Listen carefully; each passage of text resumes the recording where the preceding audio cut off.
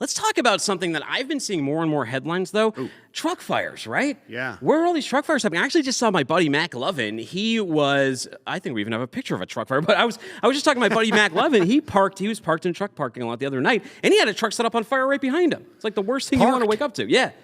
Now, Right what is by the- doing that? I mean, I've I heard don't of know. brakes catching on fire every once in a while when I was doing it. I have a specialist here. We don't have to Oh, even okay. guess. We don't have we can to ask guess. him. We have All right. Adam Holloway, is a fire Right on. investigator at Travelers Investigative Services. He can give us some insight. But before we begin, Adam, tell us a little bit about yourself, and thank you for joining us on What the Truck.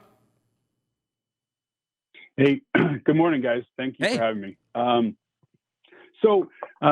little bit of background about myself. I grew up working on vehicles, pretty much anything with an engine, and worked in the family business, starting twisting wrenches, believe it or not, in third grade.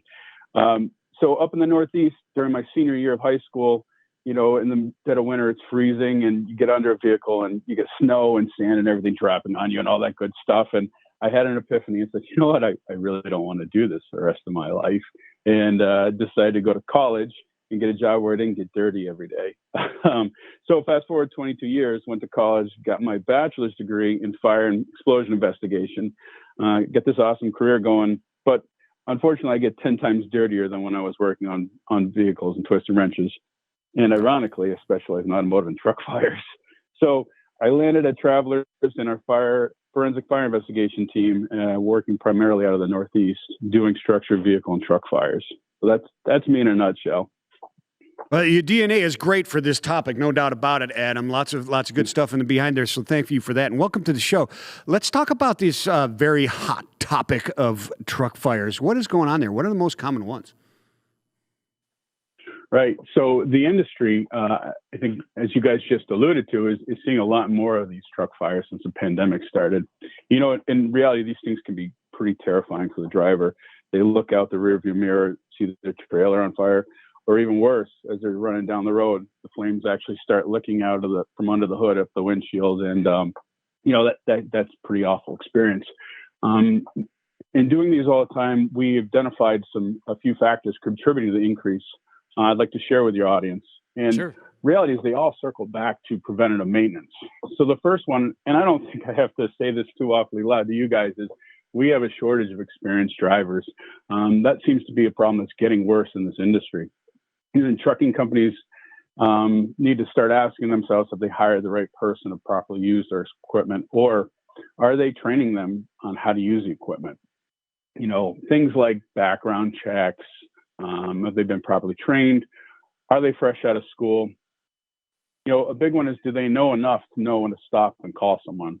Or for that matter, are they willing to say, nah, I'm not going to run that thing like that down the road? So that's a big one. So the biggest one, and I can't stress this enough, is, are these drivers properly conducting the pre-trip inspections? So that's really where the rubber meets the road in terms of preventing these things from the driver perspective. And the second thing is, we have a top-down issue. Repairs may not be happening. This primarily has to do with the pressure of the supply chain right now. There's an onus for getting the trucks back on the road as quickly as possible. And seeing that may lead to foregoing some of the preventive maintenance items. The techs might be saying, well, let's get it just enough to go down the road. I call this and I stole this from someone else, the letter wobble situation. And how ironic is that the trucking industry is impacted by the supply chain issue itself. Oh, yeah. Well, if you just asked me this without me doing any research, I would say the reason for an increase in truck fires would be because maintenance cycles are taking longer due to the parts shortage. People just don't want to take their trucks off the road. Almost every driver we talk to shares that issue. Are there any other, and it's also interesting that you said a lot of these, is that right? Did I hear you right? A lot of these truck fires are just down to user error and not doing that pre-trip?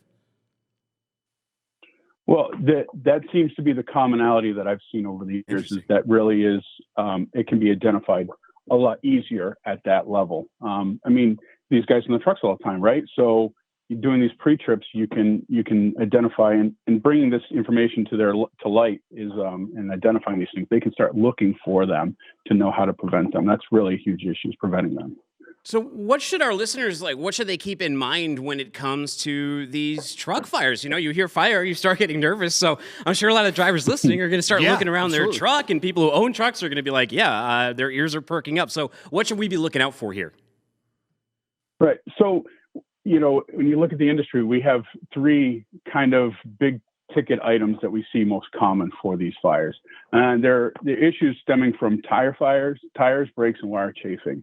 The biggest one is tire fires. So, the usual sequence of events is the tire goes flat going down the road. I mean, we've all seen as you're going down the road, the chunks of tires all over the highway. That happens quite often. Usually when things start to get warmer out, you start to see that more often.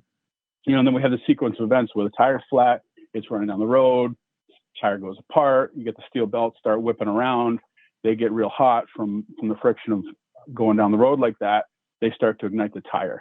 And those tires are these big, huge fuel loads, and they burn, as I'm sure a lot of people have seen, they burn really hot, and they burn for a really long time. So once that occurs, things go really south from there. So along those same lines, brake fires, those are pretty much similar because of the sequence of events. You've got the brake failing either from over braking while the driver or a mechanical failure issue. Again, going back to the preventive maintenance, doing maintenance on your brake stuff, they stick, and then it starts to generate a whole bunch of friction, heats up those tires, and again, going back to the tire fire, away we go with that. So the third issue, and it's not usually something that people think of, but it's really a pre-trip thing that drivers can identify, is the wire chafing issue. So, diesels vibrate just as a normal course of the way they work. You get these wires that are vibrating and chafing. And then say with like a battery, you've got all that energy that's stored up in your batteries for your truck that shorts on like a 12 or 24 volt cable. Now you have all that energy from that battery going right into that short, and it really gets spicy real quick when you have something of that magnitude fail. So those are really the things to look out for: is tires, brakes, and making sure that we don't have those chafing issues. Yeah, exposed wires. So are those are all things that you can put on your pre-trip inspection as safety items, and then they have to be done. So right before it can go on, it has to be signed off on. Isn't that correct, Adam? Anything else we can do to mitigate also as well, like mitigate that doesn't, you're from an insurance company, so I imagine there's some kind of insurance you could apply to this as well. Should we be thinking about our coverage here too? I don't know that I would be thinking about coverage. I think, it's really just having these thoughts in your mind about how to make sure that we prevent this, and making sure that, nobody wants a truck fire. Obviously, right. It's not a good experience to go through. So it's really preventing that stuff. And again, what you're just saying about the pre-trip, that's exactly, I think that is one of the hugest things, other than the shop doing the preventive maintenance, is these drivers identifying these things and taking steps to make sure that doesn't happen. Right. Well, Adam, thank you for these important insights on truck fires. Before we let you go, any last things, any last words to say that we might have missed here?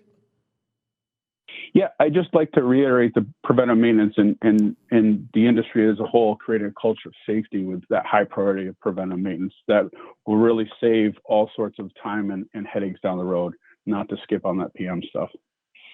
Very, very wise, very sage advice, Adam. We appreciate it. Thank you. Thank you to you and Travelers for coming on and giving all of us some advice on what to do about this escalating problem of the truck fires. Thanks, Adam. Appreciate it. Thanks, guys. I appreciate it.